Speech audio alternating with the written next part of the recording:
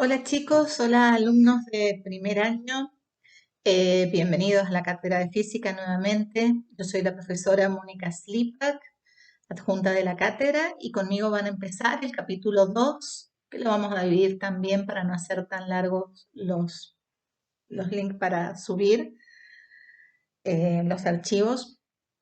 Y bueno, y este capítulo va a tratar sobre estática. En realidad ustedes lo que han visto hasta ahora, que es toda la parte de magnitudes, digamos, todo lo que se les ha dado en la primera parte, son elementos que vamos a necesitar para empezar a hacer física. O sea, cada vez que hacemos física, cada vez que tocamos un tema, que observamos la naturaleza, ya saben que tenemos que buscar las magnitudes que describen ese fenómeno, tenemos que ver en qué sistema de unidades las vamos a medir, tenemos que ver si esas magnitudes son vectoriales o escalares. Todo eso lo vieron en el capítulo 1. En el capítulo 2 vamos a empezar con estática, que ya sería un gran tema de la física propiamente dicha, pero para empezar con estática también vamos a tener que ver elementos básicos, recordar, para que nos pongamos todos al día y tratemos de estar todos en el mismo nivel. Aquel que ya haya visto estos elementos, que ya sepa trabajar con ellos, bienvenido sea, y aquel que no va a tener que hacer un esfuerzo un poquito más grande para tratar de ponernos todos al día y comenzar a ver todos los elementos de la física. Bueno, cuando nosotros hablamos de la física, así en general, eh, tratamos de dividirla en mecánica, calor, electromagnetismo, óptica, etcétera. En realidad la física estudia los fenómenos de la naturaleza. Y el fenómeno de la naturaleza es único, es un fenómeno que sucede en sí mismo.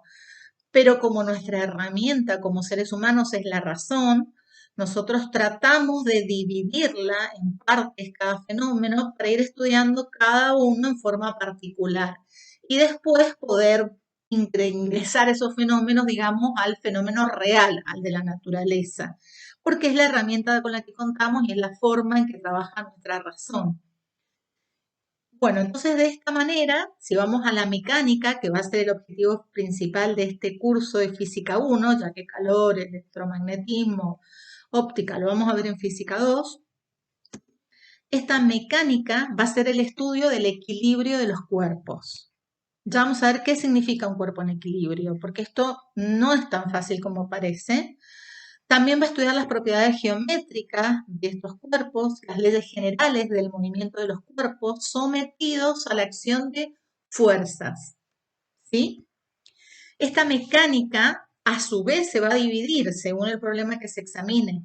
Si estamos hablando del cuerpo en equilibrio, vamos a estudiar la estática. La estática nos va a dar todas las herramientas para estudiar los cuerpos en equilibrio. Si el cuerpo se está moviendo y lo que estamos analizando es el movimiento del cuerpo con las magnitudes que requieren estudiar este movimiento, vamos a ver la cinemática. Y si queremos estudiar las causas que producen este movimiento, estos cambios en los movimientos, vamos a estudiar la dinámica. Entonces así también vemos que la mecánica se va a dividir en tres grandes grupos. Por supuesto que también va a estar incluido acá la parte de trabajo y energía, ondas y otras partes que también pertenecen a mecánica, inclusive mecánica de los fluidos. Bueno, según justamente las propiedades de la materia que se estudie, nosotros podemos tener las propiedades mecánicas del punto, tomando todo el cuerpo como si fuera un solo punto. Podremos estudiar las propiedades mecánicas del cuerpo rígido, donde ya no lo podemos considerar un solo punto porque ya aparecen cosas propias del cuerpo rígido, que no es deformable. Las propiedades mecánicas de los líquidos y las propiedades mecánicas de los gases. Todo esto lo vamos a ver en el que vamos a comenzar. De los gases ya va a haber un poquito más en física 2. Bueno, ¿qué es lo que sucede? ¿Para qué sirve la estática? Y fíjense lo que les he puesto acá, una autopista en China, un edificio de los Emiratos Árabes. Por otro lado, les he puesto un auto moviéndose en línea recta con velocidad constante, por ejemplo, cuando va a velocidad crucero. Bueno, todos estos fenómenos los va a estudiar la estática, nos va a dar la base para estudiar todo esto, nos va a dar la base que van a necesitar, por ejemplo, los ingenieros civiles para poder calcular la estabilidad de un cuerpo como puede ser un edificio, una autopista o lo que sea. O como se dice también, un cuerpo moviéndose con velocidad constante y en línea. Entonces, ¿qué es lo que vamos a ver? los objetivos de la estática. Los objetivos de la estática es el estudio de las nociones generales de las fuerzas. Ya estamos hablando de algo muy importante que son las fuerzas. Ya nos está dando la primera magnitud importante en estática que va a ser la fuerza. Y el estudio de las condiciones de equilibrio de cuerpos en interacción con otros cuerpos. ¿En qué condiciones un cuerpo va a estar en equilibrio? Ya que dijimos que la estática va a estudiar los cuerpos en equilibrio. Vamos a la fuerza. Como ya dijimos, tenemos que determinar una magnitud que nos va a servir para estudiar los fenómenos de los cuerpos en equilibrio, en este caso la fuerza, y la vamos a presentar. ¿Qué sería la fuerza? Dice es una magnitud física, o sea que se puede llegar a describir la igualdad y la suma, que representa la medida cuantitativa de la interacción mecánica entre los cuerpos. ¿Sí? Eso sería la fuerza. A ver, ¿qué sería una fuerza? Algo mucho más sencillo en un ejemplo, cuando trato de empujar una mesa, cuando trato de sostener un cuerpo para que no se caiga, cuando dos cargas eléctricas tratan de unirse o repelerse. En todos esos casos intervienen fuerzas. Fíjense por qué, digamos, acá nosotros estudiamos la fuerza y vemos, por ejemplo, un cuerpo que debido a una fuerza de 5 kilogramos fuerza se mueve hacia la derecha, o un cuerpo debido a una fuerza de 5 kilogramos fuerza se mueve hacia la izquierda, o un cuerpo debido a una fuerza de 5 kilogramos fuerza gira. Entonces, ¿qué es lo que sucede? Se producen fenómenos diferentes dependiendo de la dirección y sentido de la fuerza, porque en todos los casos la fuerza es la misma. Por lo tanto, si depende, además del módulo de la dirección y sentido, el efecto que produce, decimos que esta fuerza va a ser una magnitud vectorial. ¿Ven? De esto estamos hablando. La fuerza es una magnitud vectorial. ¿Mm?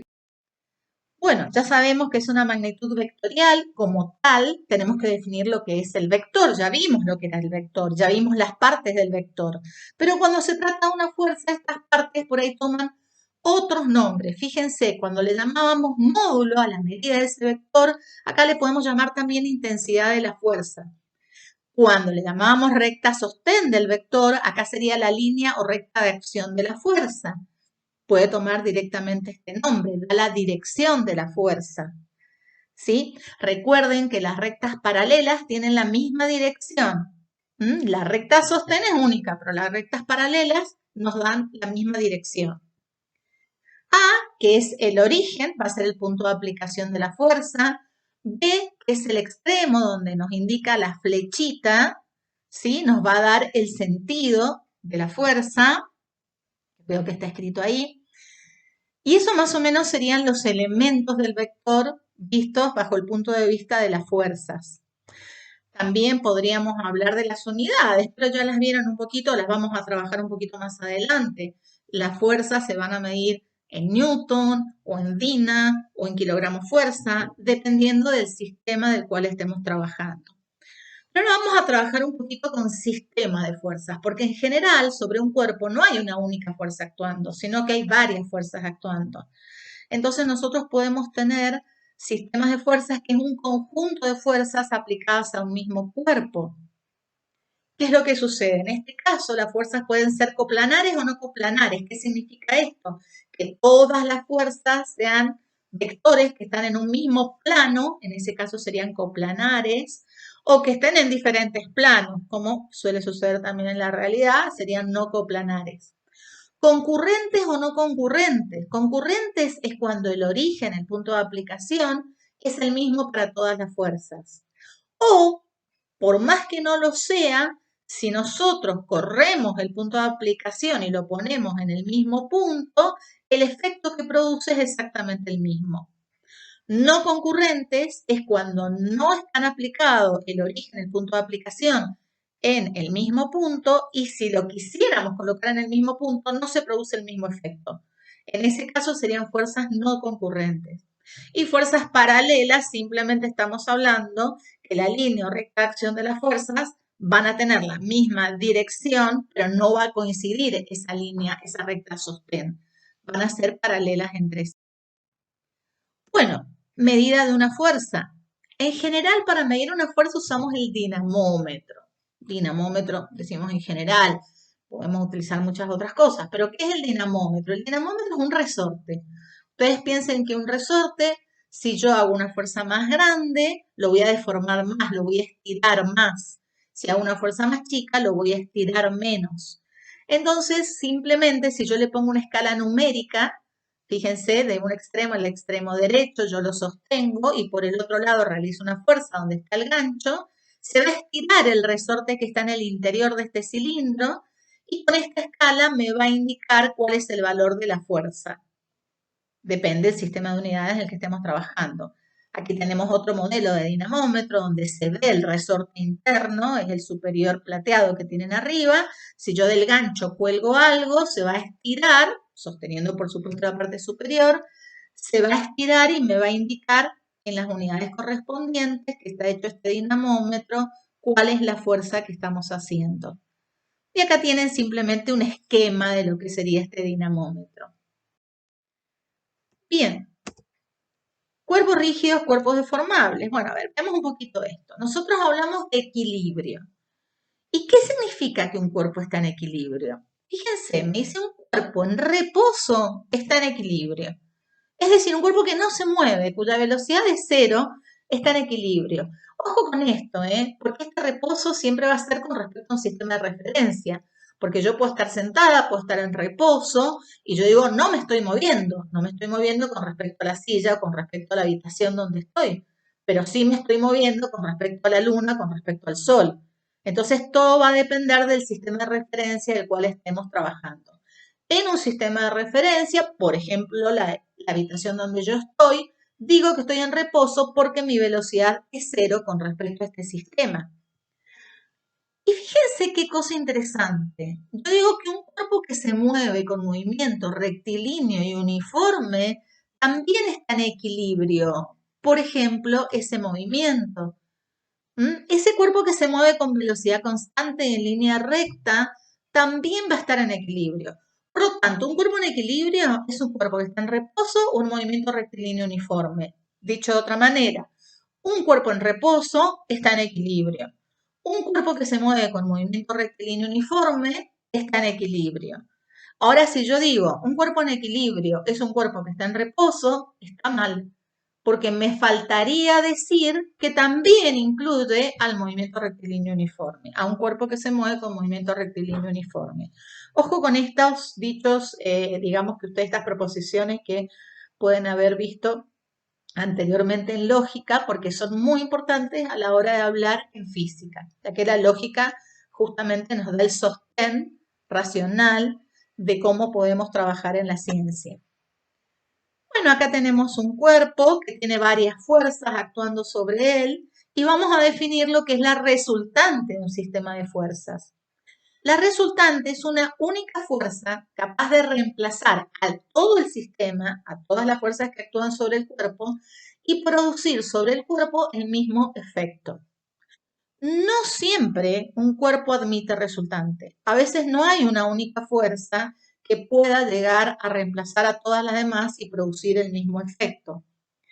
Esta resultante, cuando existe, es igual a la suma vectorial de todas las fuerzas que integran el sistema.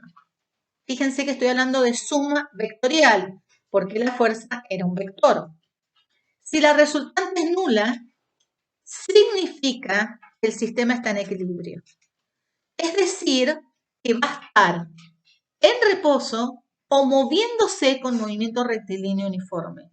Miren qué importante lo que estoy diciendo. Si la resultante de la fuerza es nula, el cuerpo puede estar en reposo o moviéndose con velocidad constante en línea recta. Bueno, la equilibrante de un sistema de fuerzas también está aplicada sobre el mismo cuerpo, pero es la fuerza opuesta a la resultante. Opuesta, pero que tenga el mismo módulo, la misma dirección, pero sentido contrario. Pero tanto la resultante como la equilibrante están aplicadas al mismo cuerpo. ¿Sí? Si yo un cuerpo aplico en un cuerpo la resultante, que es aquella que reemplaza todas las fuerzas que actúan sobre el cuerpo, y la equilibrante, la suma me va a dar cero. Ese cuerpo va a estar en equilibrio. Bueno, ya vamos adelantando bastantes cosas. Principio de la estática. El primer principio es el principio de inercia o primera ley de Newton. Quien estudió esto por primera vez ya en el siglo XVI fue Galileo. Galileo fue un físico maravilloso porque Galileo realmente incorporó lo que era la experimentación. Y la física venía muy quieta, muy mal, porque la física se había basado en los planteos de Aristóteles. Aristóteles era un genio en otras cosas, en física fue un desastre, pobrecito, porque él manejaba la física en forma intuitiva, pero no experimentaba lo que él decía. Entonces, muchas veces la intuición nos juega en contra, porque cosas que creemos que suceden, en realidad no suceden de esta manera. Por ejemplo, Aristóteles decía que si yo tiro un cuerpo más pesado y uno más liviano, desde una altura determinada, el más pesado llega antes al suelo. Y Galileo dijo que no era así. Si yo tiraba, por ejemplo, dos esferas, una de plomo y una de madera, desde una altura considerable al mismo tiempo, al experimentarlo, demostró que llegan al suelo al mismo tiempo.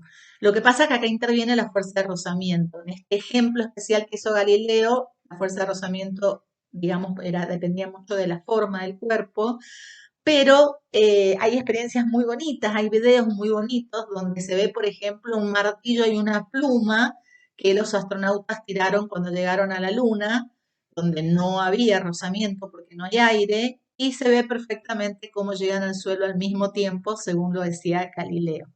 Entonces Galileo fue el gran físico que cambió bastante las cosas que decía Aristóteles. No es que haya sido el único, hay todo un camino de físicos anteriores, pero Galileo fue un genio en su época.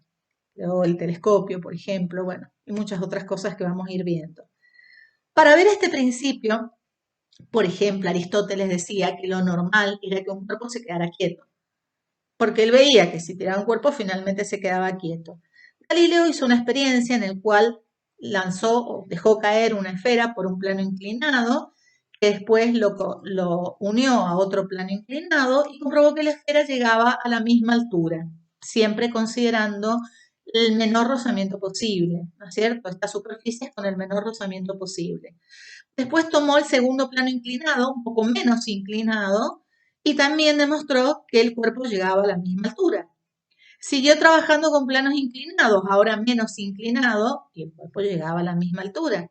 Y finalmente se le ocurrió trabajar con una superficie lo más lisa posible, ideal, y resulta que el cuerpo, una vez lanzado por el primer plano inclinado, seguía en línea recta con velocidad constante sin detenerse. Si el plano fuera ideal, esto es lo que va a ocurrir realmente. Y este es el principio de inercia o primera ley de Newton.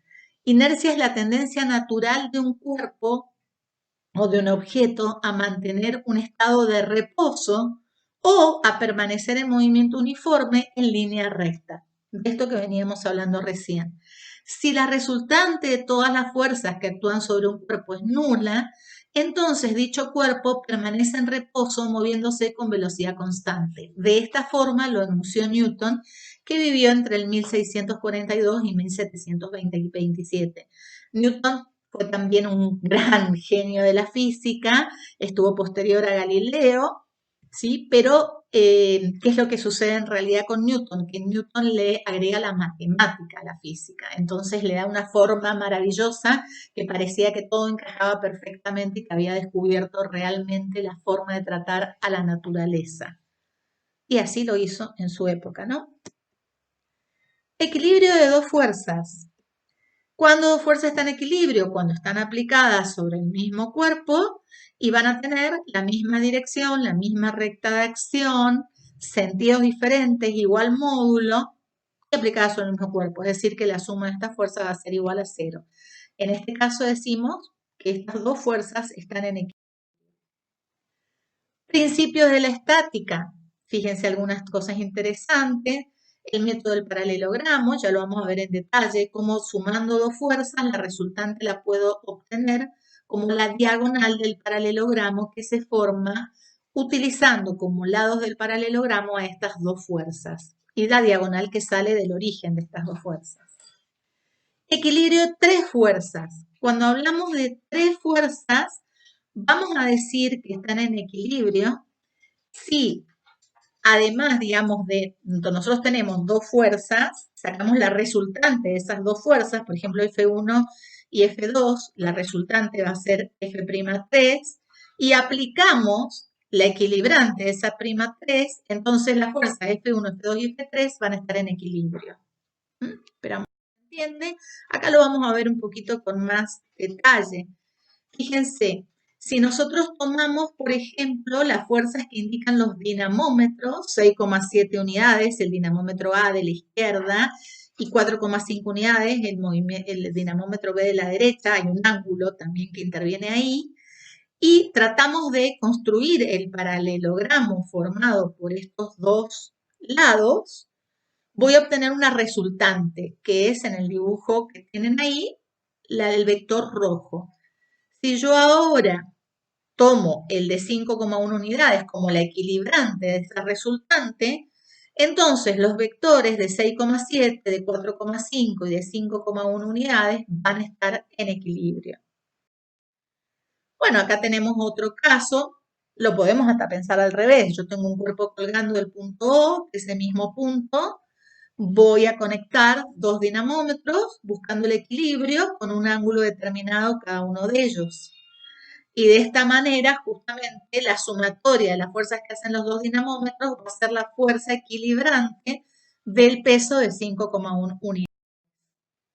Y acá tienen otro ejemplo donde sucede exactamente lo mismo, nada más que acá hemos usado otros ángulos. En cada uno de los ejemplos hemos ido usando otros ángulos. Bueno, principio de acción y reacción. Tercera ley de Newton. Fíjense que yo pasé de la primera a la tercera, en realidad hubo una y intermedia, pero la segunda ley de Newton la vamos a ver un poquito más adelante cuando veamos dinámica. Vamos a la tercera ley de Newton. Si un cuerpo A ejerce una fuerza sobre otro cuerpo B, este realiza sobre A una fuerza de igual intensidad, de igual recta de acción y sentido opuesto. Pero esto ya lo vimos cuando hablamos de equilibrante, pero hay una gran diferencia. Cuando hablamos de equilibrante, la equilibrante y la resultante actúan sobre el mismo cuerpo. En cambio, las fuerzas de acción y reacción actúan sobre cuerpos diferentes y siempre aparecen. Si yo me apoyo sobre una pared con una mano, por ejemplo, mi mano sobre la pared realiza una fuerza, llamémosle fuerza de acción, y yo siento en mi mano la reacción que está haciendo la pared sobre mi mano. Pero están actuando en diferentes cuerpos, por más que los cuerpos estén en contacto, pero están actuando sobre diferentes cuerpos. Si yo estoy sentada en una silla, digamos, mi cuerpo sobre la silla está haciendo una fuerza, tal es así que si la silla fuera de cartón no me soportaría, ¿sí? Y la silla está haciendo sobre mi cuerpo otra fuerza que va a tener, como dijimos, igual intensidad, igual dirección, sentidos opuestos, pero una está aplicada en la silla y la otra está aplicada en mi apoyo, ¿sí? Bien, acá tenemos, por ejemplo, dos cuerpos como puede ser la Tierra y la Luna, y estas dos fuerzas no están en contacto, los cuerpos no están en contacto, pero las fuerzas existen de todas maneras, que es digamos, las fuerzas que se producen por el hecho de tener masas y que los cuerpos se atraen entre sí. Fíjense que son dos fuerzas que actúan en diferentes cuerpos, que tienen la misma dirección, el mismo módulo y sentidos opuestos. ¿Sí? Entonces, estas también van a ser fuerzas de acción y reacción. Si habláramos, por ejemplo, de un electrón y un protón, podríamos hablar también de lo mismo, porque en ese caso vamos a tener fuerzas de atracción, o de dos protones van a tener fuerzas de repulsión, pero van a ser dos fuerzas que van a tener la misma dirección, el mismo módulo, la misma recta de acción, pero van a tener sentidos diferentes y van a estar aplicadas sobre diferentes cuerpos, también van a ser fuerzas de acción y reacción. Bien, principio de acción y reacción, y vamos a ver un ejemplo de esto, como para que nos demos cuenta de qué se trata. Fíjense qué es lo que dibujé yo acá, un esquema que no está no está en, digamos, en las medidas originales. Yo tengo una mesa, tengo un cuerpo que está apoyado sobre la mesa, ven, la mesa es la azul con sus patitas, y tengo un cuerpo que está apoyado sobre esta mesa, veo dos patas porque lo veo en plano, pero obviamente debe tener sus cuatro patas. Esta mesa está apoyada sobre el suelo Y lo que estaría simbolizando ese punto negro que tengo ahí abajo es el centro de la Tierra. Por eso le digo que esto no está a escala. Pero simbolicemos el centro de la Tierra, entonces hagamos un poquito más curva la superficie de apoyo, no está en escala, pero podemos pensarlo de esta manera. El cuerpo, la mesa, la Tierra y el centro de la Tierra. ¿Qué es lo que sucede acá? Aparece una fuerza que es la fuerza que realiza la Tierra sobre el cuerpo, por el hecho de tener masa. La Tierra tiene masa, el cuerpo tiene masa, se atraen. Entonces, la Tierra sobre el cuerpo realiza una fuerza que va hacia abajo, a la que le vamos a llamar peso. En general, como lo dijimos recién, el peso se suele colocar con una W minúscula, ¿no es cierto? Se suele escribir de esa manera. Entonces vamos a simbolizar este peso con esta W minúscula. A su vez, hay una fuerza que realiza el cuerpo sobre la Tierra. Esta fuerza, ¿qué va a suceder? Va a ser una fuerza que va a tener la misma dirección, el mismo módulo, sentido contrario. Una está aplicada en el cuerpo, el otro está aplicada en la Tierra y una existe porque existe la otra. Este ejemplo va a ser como el de la Luna y la Tierra que habíamos puesto antes. Es un ejemplo de fuerzas de acción y reacción.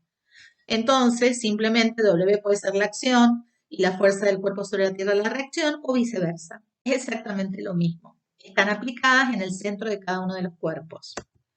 Por otro lado, el cuerpo realiza sobre la mesa una fuerza, que es la fuerza turquesa que tienen ahí, la fuerza que el cuerpo realiza sobre la mesa. Y a su vez, la mesa realiza una fuerza sobre el cuerpo, que es esa verde que tienen ahí. También son dos fuerzas que tienen la misma dirección, sentido opuesto, el mismo módulo y están aplicadas en diferentes cuerpos, por más que coincidan los puntos. La turquesa está aplicada en la mesa y la verde está aplicada en el cuerpo. Y son fuerzas de acción y reacción, simplemente que ahora los cuerpos están en contacto. ¿Sí? Y acá tienen, bueno, la fuerza que hace, como dijimos recién, la mesa sobre el cuerpo. Ahora, ¿qué es lo que sucede acá? Si nosotros analizamos el cuerpo tiene dos fuerzas actuando sobre él, que es el peso y la fuerza que realiza la mesa sobre el cuerpo.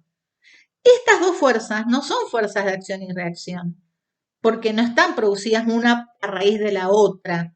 Digamos, una la está haciendo la Tierra y la otra está haciendo la mesa, pero las dos están actuando sobre el cuerpo.